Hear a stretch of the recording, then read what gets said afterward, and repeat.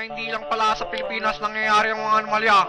Dahil kahit sa Amerika ay may nangyayari na kawan at paggamit ng bawal ng gamot ng mga Pilipinong nakatira doon. Panoorin po natin mga kapuso. Nakunan po ng investigador itong dalawang kainainalang lalaki sa isang sikat na pamilyan dito po sa Orlando, Florida. Yung isa nagmamasid pa, sinisigurado na walang tao para maituloy ang may team na balak. Ano nga ba ang may team na balak na ito?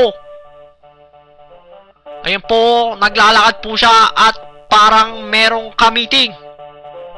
Aha! Yung nakaputi, may siyabong hawak at ipinasa sa kanyang kasama.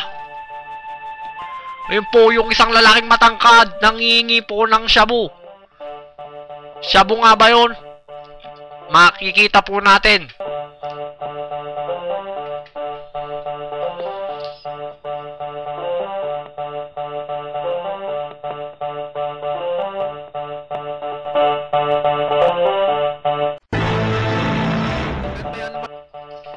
Pagmasdan po natin mga kapuso yung dalawang kainainalang lalaki sa gilid ng pintuan. Yun o mga kapuso, bigla na lang inablot ng lalaki yung bag at saka tumakbo kasama yung isa kasabwat. Mukhang sinubukang abulin ng babae yung dalawa pero di siya nagtagumpay. Makikita po natin sa slow motion kung paano inablot ng lalaking nakaputi yung bag ng ali. Tsaka sila kumaripas ng takbo. Ayun o. Pati yung kasabwat tumakbo para ipasa yung bag doon sa... Ito naman pong isang lalaki ay pupunta sana sa banyo para tumae. Nang bigla na lang siyang sinuntok at pagbubugbugin sa hallway ng banyo. At pagkatapos bugbugin ay kumaripas ng takbo ang dalawang lalaki. Tignan po uli natin kung paano binugbog at pagtulungan nitong lalaki. Sus Mario Josep! Tumawag pa ng backup.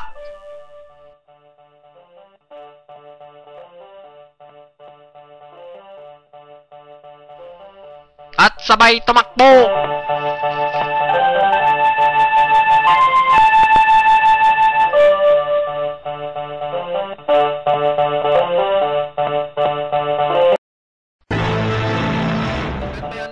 Investigador sa Orlando Police Station para matugis ang dalawang kainainalang lalaki.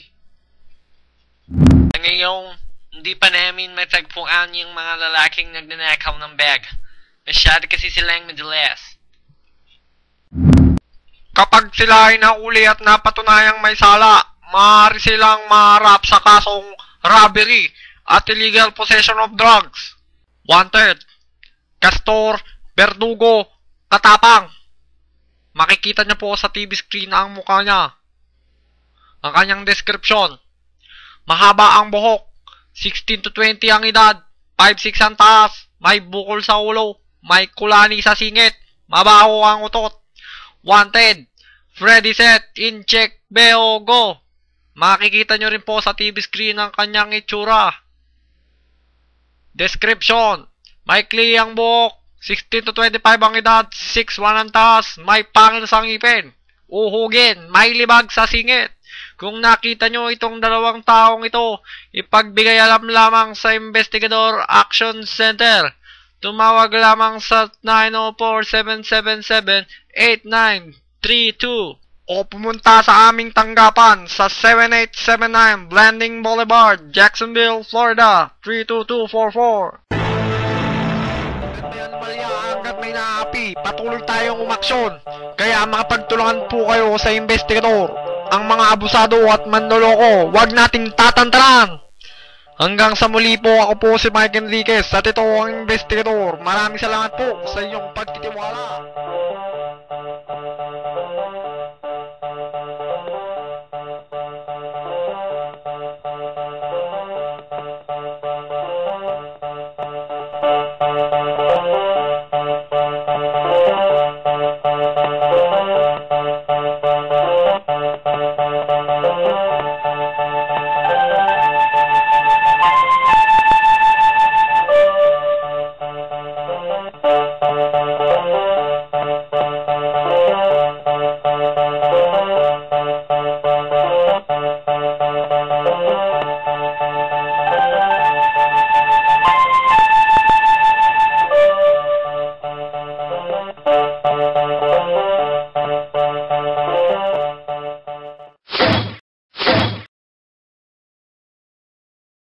Charing, nailad ko sa buking.